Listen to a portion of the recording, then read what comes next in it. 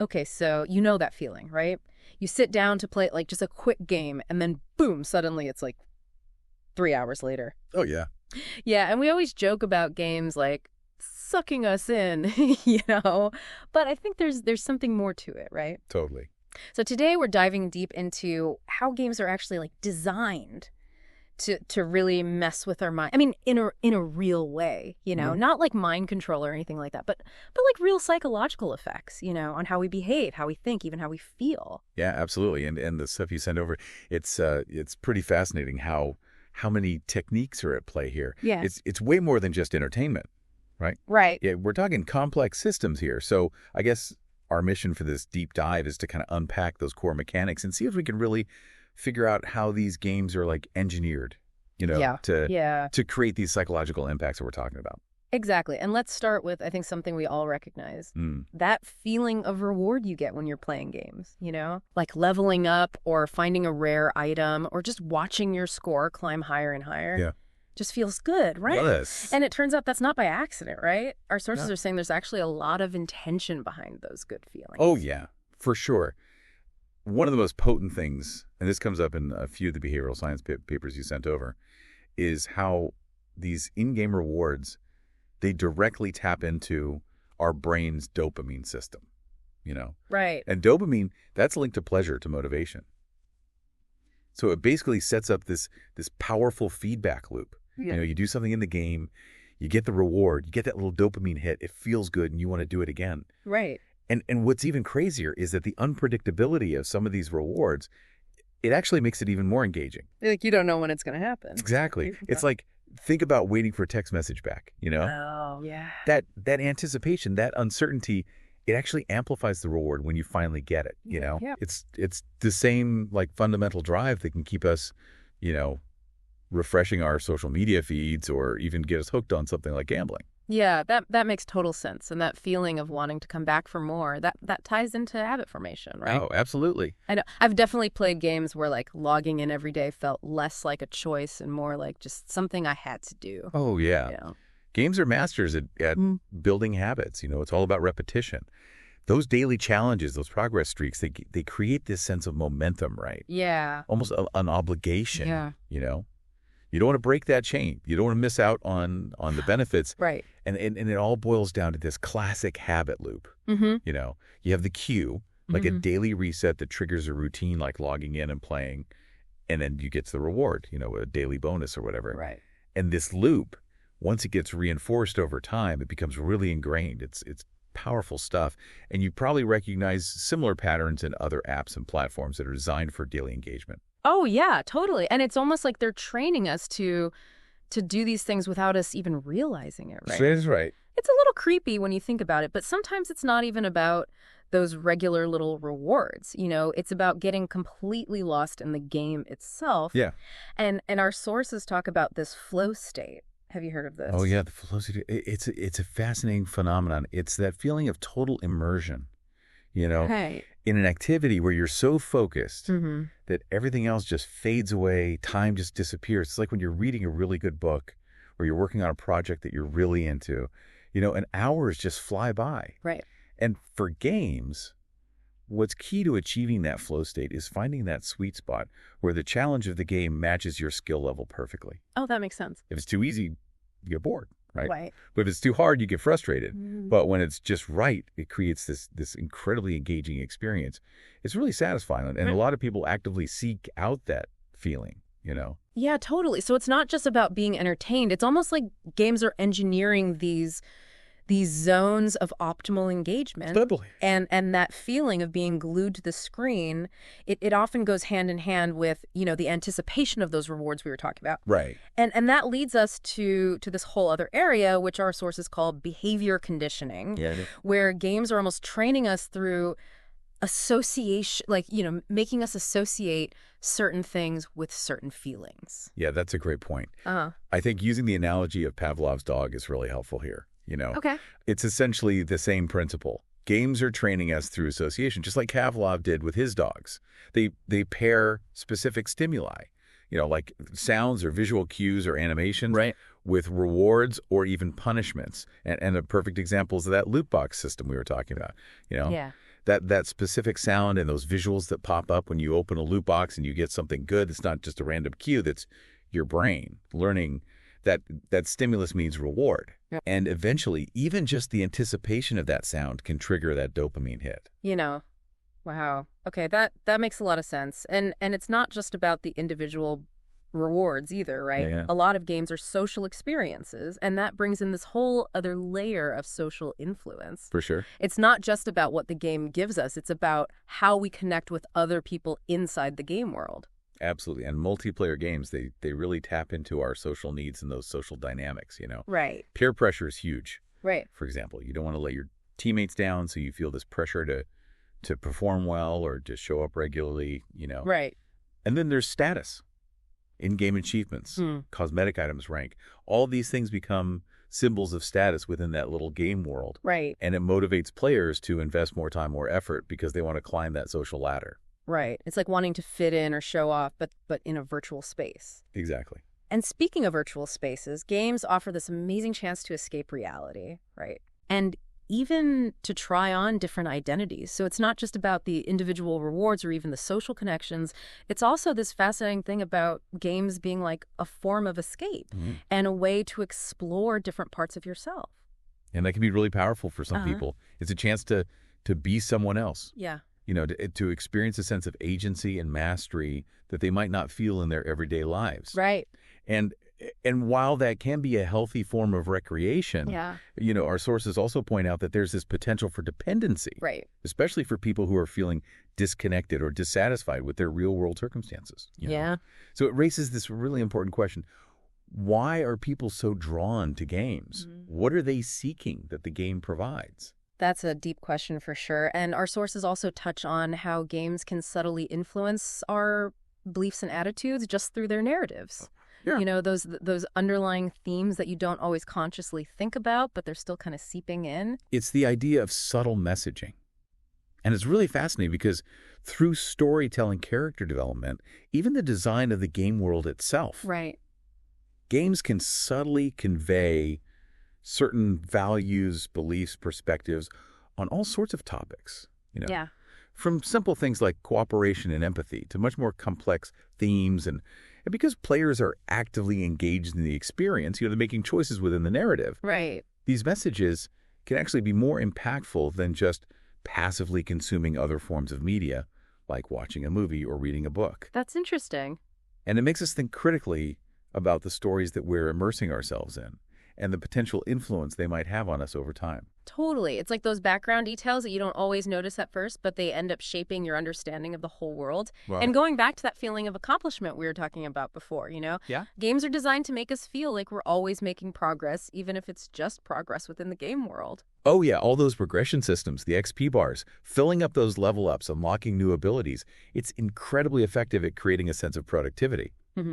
Right. Even if you haven't really accomplished anything tangible in the real world that day. Yeah. The game gives you this constant feedback that you're moving forward, you're achieving something. Right. And this can create what our sources call the illusion of progress. Okay. It satisfies this innate human desire for growth and purpose. Right. But it also raises a really important question.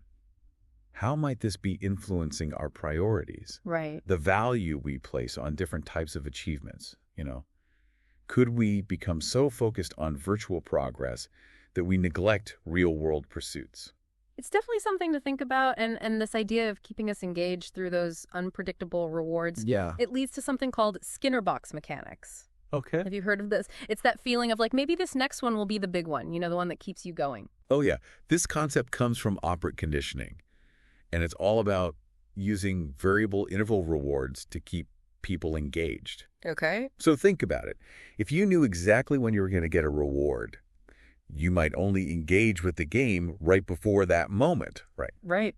But with unpredictable rewards, like a rare drop in a game or a jackpot on a slot machine, Right. there's always that possibility of a payoff. So you keep playing. You keep engaged for much longer. It's like that lottery mentality almost. Exactly. And loot boxes with their randomized contents, even things like critical hits that happen randomly during combat, these are all examples of how this unpredictability could basically hijack our brains. Yeah. Keep us hooked, even when the actual reward is pretty minimal. It's pretty crazy when you think about it, and it's not just messing with our reward systems either. No. Games are also playing with our perception of time. Oh, yeah, big time. Like, you sit down thinking you'll only play for a few minutes. Next thing you know, hours have gone by. It happens to the best of us. And time manipulation, it's a really clever tactic that games use in a lot of different ways. No? Yeah. The classic just one more turn phenomenon is a perfect example of how games can stretch our perception of time. Totally. But then you also have mechanics like cooldown timers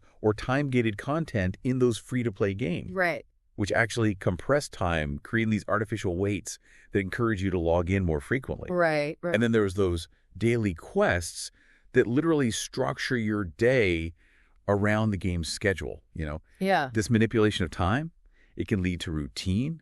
It can even lead to dependency as players start organizing their lives around these in-game demands. Right. It really makes you think about how these virtual time structures are influencing our real-world time management. Yeah.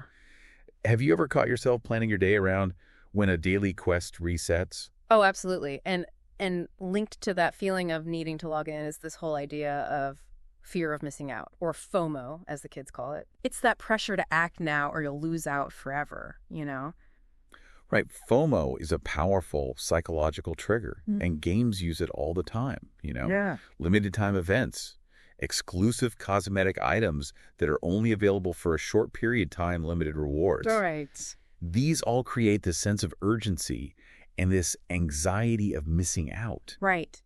And even though these are just virtual items, they don't have any real-world value. Right. That fear of missing out on something desirable, it can be a really strong motivator. Yeah. And it makes players engage with the game more often than they might otherwise. Right. It's the same psychological vulnerability that marketing tactics in other areas exploit as well. Right. Like those limited time offers. Exactly. The sources you sent really highlight that connection between game design and broader persuasive techniques.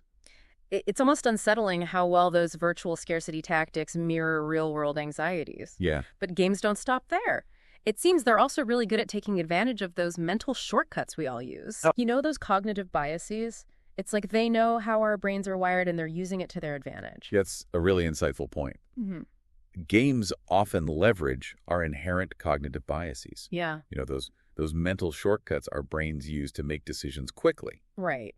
And your sources highlight a few key examples. Okay. Loss aversion, for example. Mm-hmm.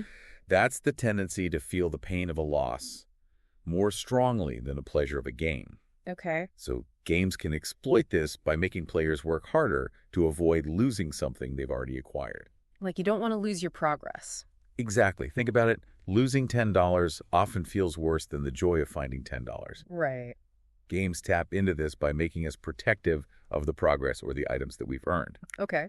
Then there's the sunk cost fallacy, where we continue investing in something because of the time or money we've already put into it, even if it's not rational anymore. Oh, yeah. It's that feeling of like, I can't quit. Now I've already put in so many hours. Exactly. Even though it might not make sense to keep playing. You feel obligated to because of that past investment. Yeah, and even just something as simple as receiving an in-game gift Right. can trigger reciprocity, Right. making us feel more inclined to give something back, Exactly. Maybe by making a purchase or something. Yeah, right.